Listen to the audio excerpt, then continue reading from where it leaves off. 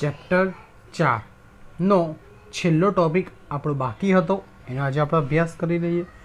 એમાં છેલ્લા ટોપિકમાં વિકેન્દ્રીકરણ અને સત્તા સોંપણીનું મહત્ત્વ અને તેની મર્યાદાની સમજૂતી બાકી હતી, એ આપણે આજે અભ્યાસ કરી લઈએ. તો વિદ્યાર્થી મિત્રો જોઈએ, સૌથી પહેલાં વિકેન્દ્રીકરણને અંગ્રેજીમાં કહેવાય ડિસેન્ટ્રલાઇઝેશન. મેં તમને જે નાના પ્રશ્નો ચલાવ્યા એમાં પણ કહ્યું વિકેન્દ્રીકરણ એટલે શું. ઉચ્ચ સપાટીએથી તળ સપાટી સુધી ક્રમશઃ સત્તાની સોંપણી કરવી તેને વિકેન્દ્રીકરણ કહેવાય. એટલે કે સત્તાનો પ્રવાહ દરેક સપાટીમાં વહેંચાયેલો હોય છે. કેટલાક ધંધાકીય એકમ એવા હોય છે કે જ્યાં માત્ર ઉચ્ચ સપાટીએ સત્તા કેન્દ્રિત થયેલી હોય છે. એટલે કે ઉચ્ચ સપાટી દ્વારા મોટાભાગના નિર્ણયો લેવામાં આવે છે. મધ્ય સપાટી કે તળ સપાટી કોઈ નિર્ણય લેવામાં આવતા નથી. અને કેટલાક ધંધાકીય એકમ એવા હોય છે કે દરેક સપાટીએ કામ કરતા કર્મચારી અમુક નિર્ણય લેવાની સત્તા આપવામાં આવે છે. તેના કાર્યના સંદર્ભમાં પણ તેને નિર્ણય લેવા માટે સ્વતંત્રતા હોય છે. માટે કહેવાય છે કે પ્રથમ પ્રકારના વ્યવસ્થા તંત્રમાં સત્તા ઉચ્ચ સપાટીએ કેન્દ્રિત થતી હોવાથી તેને કેન્દ્રીકરણ કહેવામાં આવે છે. તો જ્યારે ધંધાકીય એકમનું કદ નાનું હોય ત્યારે કેન્દ્રીકરણ અસ્તિત્વમાં આવે છે, કારણ કે માત્ર ઉચ્ચ સપાટીએ સત્તા કેન્દ્રિત થયેલી હોય છે. જ્યારે બીજા પ્રકારના વ્યવસ્થાતંત્રમાં શું કહ્યું છે કે દરેક સપાટીએ ચોક્કસ સત્તા સ્થાપેલી હોવાથી અથવા આપવામાં આવતી હોવાથી ત્યાં વિકેન્દ્રીકરણ હોવું જોઈએ. એટલે કહેવાય શું, ઉચ્ચ સપાટીએથી તળ સપાટી સુધી ક્રમશઃ સત્તાની સોંપણી કરતું માળખું એટલે વ્યવસ્થા તંત્ર. એટલા માટે આમાં કેન્દ્રીકરણની પણ વ્યાખ્યા તમને આપી દીધેલી છે. કેન્દ્રીકરણ એટલે શું, તો ઉચ્ચ સપાટીએ, ધ્યાનથી સાંભળજો, ઉચ્ચ સપાટીએ સત્તા કેન્દ્રિત કરવી તેને કેન્દ્રીકરણ કહે છે. હવે તેનો કન્સેપ્ટ આપ્યો છે એક નાનો. તો વિકેન્દ્રીકરણનો ખ્યાલ એ સત્તાને જવાબદારી સાથે જોડાયેલો ખૂબ જ મહત્વનો ખ્યાલ છે. તમને એવું પૂછે કે વિકેન્દ્રીકરણનો ખ્યાલ કોની સાથે જોડાયેલો છે, તો આપણે નાના પ્રશ્નોમાં જોઈ ગયા તો વિકેન્દ્રીકરણનો ખ્યાલ સત્તા અને જવાબદારી સાથે જોડાયેલો ખ્યાલ છે. સંચાલકોએ સત્તા કેન્દ્રિત રાખવી કે વિકેન્દ્રિત રાખવી તે જાતે નક્કી કરવું પડે છે. જો ધંધાકીય એકમનું કદ નાનું હોય તો ત્યાં કેન્દ્રીકરણ હોય છે, અને જો ધંધાકીય એકમનું કદ મોટું હોય તે વિકેન્દ્રીકરણ હોય છે. સ્વાભાવિક છે, કારણ કે સત્તાનો પ્રવાહ કેવો છે, ઉચ્ચ સપાટીએથી નિમ્ન સપાટી તરફ છે. એવું જ આપણા અહીં ખ્યાલમાં લખ્યું છે. એકમના સંદર્ભે આ નક્કી કરતી વખતે નાનું કદ ધરાવતા એકમો માટે કેન્દ્રીય સત્તાનો ખ્યાલ અને મોટા કદના એકમો માટે વિકેન્દ્રિત સત્તાનો ખ્યાલ સફળતા અપાવી શકે છે. રાઈટ. શોર્ટમાં એટલું યાદ રાખવાનું કે કેન્દ્રીકરણ નાના ધંધાકીય એકમ માટે અસ્તિત્વમાં આવે છે, જ્યારે વિકેન્દ્રીકરણ એ મોટા ધંધાકીય એકમ માટે અસ્તિત્વમાં આવે છે તેમ કહેવાય. હવે તેનો અર્થ, ઉચ્ચ સપાટીએથી નિમ્ન સપાટી તરફ ક્રમશઃ સત્તાની સોંપણીના વ્યવસ્થિત પ્રયત્નને વિકેન્દ્રીકરણ કહે છે. ઇન શોર્ટ, આમાંથી 4 બાબતો કરવાની આવી. ઉચ્ચ સપાટીથી ક્રમશઃ સત્તાની સોંપણી, ઉચ્ચ સપાટીથી ક્રમશઃ તળ સપાટી સુધી સત્તાની સોંપણી કરતું માળખું એટલે વિકેન્દ્રીકરણ. બીજું, ઉચ્ચ સપાટી સત્તા કેન્દ્રિત કરેલી હોય તેને કેન્દ્રીકરણ કહે છે. ત્રીજું, જે ધંધાકીય એકમનું કદ નાનું હોય તે કેન્દ્રીકરણ અસ્તિત્વમાં આવે છે. ચોથું, જે ધંધાકીય એકમનું કદ મોટું હોય તે વિકેન્દ્રીકરણ અસ્તિત્વમાં આવે છે. રાઈટ. આગળ જોઈએ. તેનું મહત્ત્વ, તો સંચાલનની સફળતાનો આધાર માત્ર એકમમાં રહેલા કર્મચારીઓ પર નથી, વધુ એકમમાં રહેલા કર્મચારીઓને સત્તાને જવાબદારી કેટલા પ્રમાણમાં વહેંચી છે તેની પર આધાર રાખે છે. એટલા માટે કહેવાય છે કે કેન્દ્રીકરણમાં આપખુદશાહી, અવૈજ્ઞાનિક નિર્ણયો, અસહકાર, વિશિષ્ટીકરણનો અભાવ અને વધુ પડતો કાર્યભાર જેવી મર્યાદાઓ રહેલી છે. એટલે એક માર્કમાં પૂછી લે ક્યારેક કે કેન્દ્રીકરણની મર્યાદાઓ કઈ. આપખુદશાહી વહીવટ એટલે પોતાની પાસે સત્તા હોય તો પોતાને યોગ્ય લાગે તેવા આપણે નિર્ણય લઈ શકીએ છીએ. અવૈજ્ઞાનિક નિર્ણય એટલે વિચાર્યા વગરના નિર્ણયો પર લેવામાં. અસહકાર, બીજા કોઈ કર્મચારીઓના સહકાર તેમાં મળતા નથી. વિશિષ્ટીકરણનો અભાવ, વધુ પડતો કાર્યભાર, કારણ કે બધી સત્તા પોતાની પાસે હોવાથી કાર્યભારમાં શું થાય છે, વધારો થાય. આ એની શું છે, મર્યાદા. પરંતુ આજે જોવા જઈએ તો સત્તા અને જવાબદારીને યોગ્ય વિભાજન માટે વિકેન્દ્રીકરણનો ખ્યાલ ખૂબ જ પ્રચલિત બન્યો છે, અને વિકેન્દ્રીકરણ હોવું જરૂરી છે. આધુનિક સમયમાં ધંધાકીય એકમોમાં વિકેન્દ્રીકરણનો ઉપયોગ મોટા પાયે થતો જોવા મળે છે આજના સમયમાં. કેમ? કારણ કે સત્તા પોતાની પાસે રાખવામાં આવતી નથી. એનો પહેલો મુદ્દો છે ત્વરિત નિર્ણયો.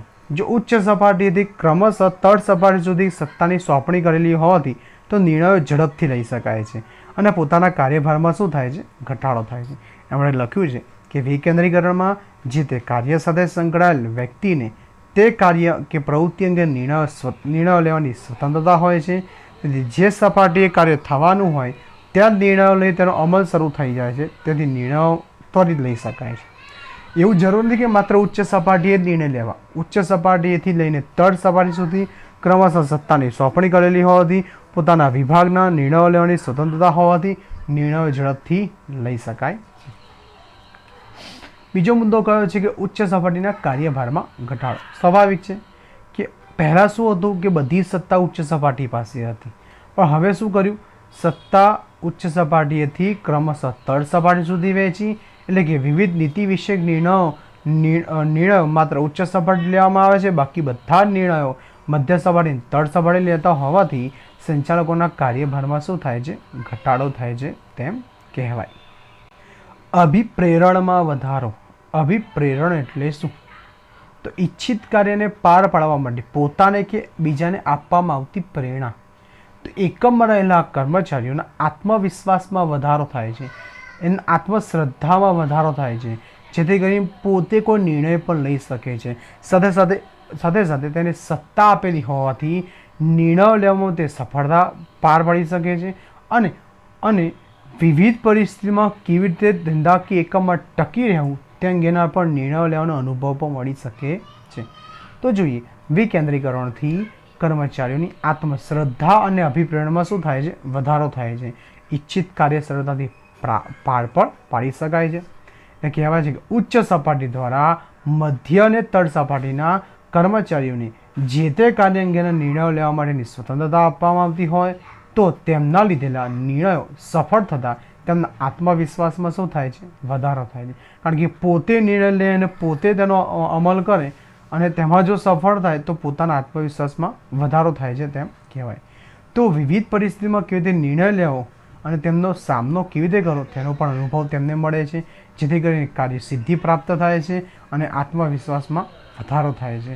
એક વસ્તુ કહું કે કોઈપણ વિદ્યાર્થી પોતાનું કાર્ય રસ લઈને કરતો હોય અને એને એમાં સફળતા મળે તો પોતાના આત્મવિશ્વાસમાં વધારો થાય છે અને તે કાર્ય ઝડપથી કરવા ટેવાય છે. માનો કે તમે કોઈ દાખલો ગણો છો અને દાખલો ગણતી વખતે એક જ વારમાં જવાબ આવી જાય છે, તમે એવા બીજા દાખલા ગણવા માટે ઉત્સાહિત થશો, પ્રેરિત થશો. ના, ખરેખર આ દાખલો મને આવડશે એવું લાગે. હવે ચોથો મુદ્દો લખ્યો છે કે સંચાલકીય પ્રતિભાનો વિકાસ. ભાવિ સંચાલકો પેદા કરી શકાય એવું પણ કહેવામાં આવે છે, કારણ કે પ્રતિભા બતાવી શકાય છે, નેતૃત્વ શક્તિ ખીલે છે, સંકલન સાધી શકાય છે, આયોજન અંકુશ કરી શકાય છે. કેમ? કારણ કે નિર્ણય લેવાની સ્વતંત્રતા હોય છે. એટલા માટે કહેવાય છે કે વિકેન્દ્રીકરણમાં મધ્ય અને તળ સપાટીના કર્મચારીઓ તેમની સત્તાને અનુરૂપ નિર્ણય લેતા હોય છે. તેના પરિણામ અંગેની જવાબદારી સ્વીકારતા પણ હોય છે, પોતે જવાબદારી પણ સ્વીકારે છે, કયું પરિણામ કેવું આવશે. તેમને જે તે કાર્ય માટે નિર્ણય લેવામાં સ્વતંત્રતા આપવામાં આવતી હોવાથી તેમના તાબેદારોને નેતૃત્વ પૂરું પાડવાની, એટલે કર્મચારીઓને નેતૃત્વ પૂરું પાડવાની, સંકલન સાધવાની, પોતાના કાર્યનું આયોજન કરવાની અને અંકુશ જાળવવાની આવડત કેળવાય છે. કેમ? કારણ કે બધી સત્તા ઉચ્ચ સપાટી નથી, મધ્ય સપાટી તળ સપાટી સત્તા સોંપેલી છે, તો બધું કાર્ય ઉચ્ચ સપાટીએ કરવામાં આવતું નથી. તાબેદારો પણ પોતે કાર્ય કરે છે, કાર્યની સ્વતંત્રતા પણ છે, નેતૃત્વની શક્તિ પણ ખીલે છે, આયોજન પણ કરી શકે છે, અંકુશ પણ કરી શકાય. તેથી કહેવાય કે કર્મચારીઓની વિવિધ પરિસ્થિતિઓમાં નિર્ણયો લઈ તેમની પ્રતિભા બતાવવાની તક મળે છે, જેના દ્વારા ભાવિ સંચાલકો તૈયાર થાય છે, ભવિષ્યના સંચાલકો પણ તૈયાર થઈ શકે. ત્યાર પછીનો મુદ્દો છે પાંચમો, અસરકારક અંકુશ. હવે જો બધી વિવિધ સપાટીએ સત્તા સોંપેલી હોય તો આયોજન પણ એ પ્રમાણે થતું હોય તો અંકુશ પણ અસરકારક થાય, કારણ કે એક હાથમાં સત્તા નથી. હવે વિવિધ સપાટીએ સત્તા સોંપેલી છે, કોઈ ભૂલ થાય તો તેના પર શિક્ષાત્મક પગલાં લેવાનું પણ કાર્ય સરળ બને છે. દરેક સપાટીના કર્મચારીઓ પાસે પૂરતી સત્તા હોવાથી પોતાની નીચે કાર્ય કરતા કર્મચારીઓની ભૂલ માટે શિક્ષાત્મક પગલાં લેવાનું કાર્ય સરળ બને છે, જેને કારણે અસરકારક અંકુશ પણ જળવાય છે. કારણ કે ભૂલ પણ થઈ શકે એકમાં રહેલા કર્મચારીઓની, અને જો ભૂલ થાય તો ભૂલ સામે શિક્ષા પર પગલાં લેવાનું કાર્ય કેવું બને છે? સરળ. છેલ્લું સંવાદિતાનું સર્જન, એટલે કે એકમ માલિક અને કર્મચારી વચ્ચે વાતચીતનું માધ્યમ કેવું રહે છે? સરળ. કારણ કે દરેક સપાટીએ દરેક સપાટીમાં નિર્ણય પ્રક્રિયાનો સમાવેશ કર્યો છે અને દરેક સપાટીને અધિકારીઓ અને કર્મચારી એ હુકમ આપનારા અને જે કર્મચારીઓ છે એ વચ્ચે ચર્ચા વિચારણા કરી યોગ્ય નિર્ણય લેવામાં આવે છે. ડાયરેક્ટ એકલો વ્યક્તિ વિચારી નિર્ણય લેતો નથી. એ કોની સાથે મુક્ત ચર્ચા વિચારણા કરે છે? સંચાલકો સાથે, કર્મચારીઓ સાથે, માલિક સાથે. આ પ્રક્રિયા દરમિયાન દરેક જૂથ બીજા જૂથના સંપર્કમાં આવે છે. સંકલન પણ સરળતાથી સાધી શકે છે એમ કહેવાય. તેનાથી એકમમાં સહકારનું વાતાવરણ સર્જાય છે અને સંવાદિતાનું સર્જન થાય છે. સહકાર મળે છે એકમમાં રહેલા કર્મચારી વચ્ચે. હવે તેની મર્યાદા વિકેન્દ્રીકરણની મેં 3 ભાગમાં વહેંચેલી છે કે જ્યાં ખૂબ જ નાના પાયા પર વ્યવસ્થાની રચના કરવાની હોય ત્યાં શક્ય નથી. શોર્ટમાં એવું લખવાનું કે જ્યાં ધંધાકીય એકમનું કદ નાનું હોય ત્યાં વિકેન્દ્રીકરણ અપનાવી શકાય નહીં. બીજું, જ્યાં ધંધાકીય એકમના રહસ્યોની જાળવણી ચુસ્ત રીતે કરવાની હોય તે વિકેન્દ્રીકરણ અપનાવી શકાય નહીં. કોઈ સિક્રેટ બાબત છે એને સાચવવી હોય તો વિકેન્દ્રીકરણ જરૂરી નથી. અને ત્રીજો મુદ્દો તો કેટલીક વાર સમાન નીતિના અમલ અને અભાવના સંકલનના અભાવને કારણે વિકેન્દ્રીકરણ સફળ થતું નથી. જે સંકલન ન હોય અને જે નીતિ નિયમનો અમલ ન થતો હોય ત્યાં પણ વિકેન્દ્રીકરણ સફળ થતું નથી. એક ધંધાકીય એકમનું કદ નાનું હોય ત્યારે, ધંધાના રહસ્યોની જાળવણી ન થઈ શકતી હોય ત્યારે અને સંકલનનો અભાવ હોય ત્યારે. તો હા તો વિકેન્દ્રીકરણ. હવે બીજો મુદ્દો જોઈએ, સત્તા સોંપણી, ડેલિગેશન ઓફ ઓથોરિટી. આમ જોવા જઈએ તો કાયદાની દૃષ્ટિએ સત્તા એટલે શું? તો કાયદેસર રીતે પગલાં લેવાનો અધિકાર. કોઈ પણ કાર્યમાં કાયદેસર રીતે પગલાં લેવાનો અધિકાર, તેને આમ સત્તા કહેવાય. પરંતુ આમ જોવા જઈએ તો ધંધાકીય એકમની દૃષ્ટિએ જોઈએ તો સત્તા કોને કહેવાય? તો હુકમ આપવાનો અને અમલ થાય તે જોવાનો અધિકાર. હુકમ આપવાનો અને અમલ થાય છે કે નહીં તે જોવાનો અધિકાર એટલે શું કહેવાય? સત્તા. જેમ જેમ ધંધાકીય એકમનું કદ વિસ્તરતું જાય તેમ તેમ સત્તાનો પ્રભાવ પણ શું થાય છે? વધતો જાય છે. પણ તેનો અમલ થાય છે કે નહીં તે જોવાનો અધિકાર મદદનીશોને સોંપે છે, કર્મચારીને સોંપે છે. મદદનીશો પોતાને સોંપવાના કાર્યો અસરકારક રીતે પાર પાડી શકે તે માટે કાર્ય કરવા માટેની અને તેનો અમલ થાય તે જોવા માટેની સત્તા પણ આપવામાં આવે છે. તેથી તેને કહેવાય સત્તા સોંપણી. હવે ખાસ અર્થ જોઈએ. સત્તા સોંપણી એટલે કાર્યની બીજાને સોંપણી કરવી અને તે કાર્ય કરવા માટે ની સત્તા આપવી તેને સત્તા સોંપણી કહેવાય. ઉપરના પેરેગ્રાફમાં એ જ કીધું કે જેમ જેમ એકમનું કદ વધતું જાય છે, વિસ્તરતું જાય છે, ત્યાં ઉચ્ચ સંચાલકો ક્યાંક નિર્ણયો લેવા અંગેની સત્તા થાય, તેનો અમલ થાય છે કે નહીં તે જોવાનો અધિકાર તેના મદદનીશોને સોંપે છે. મદદનીશો શું કરે છે? પોતાને સોંપવામાં આવેલા કાર્યો અસરકારક રીતે પાર પાડી શકે તે માટે તેમને કાર્ય કરવા માટેની અને અમલ થાય તે અંગેની સત્તા આપવામાં આવે છે. સત્તા સોંપણી કહે છે. એ માટે વ્યાખ્યા કહે છે કે કાર્યની બીજાને સોંપણી કરવી અને કાર્ય કરવા માટેની સત્તા આપવી તેને શું કહેવાય? સત્તા સોંપણી.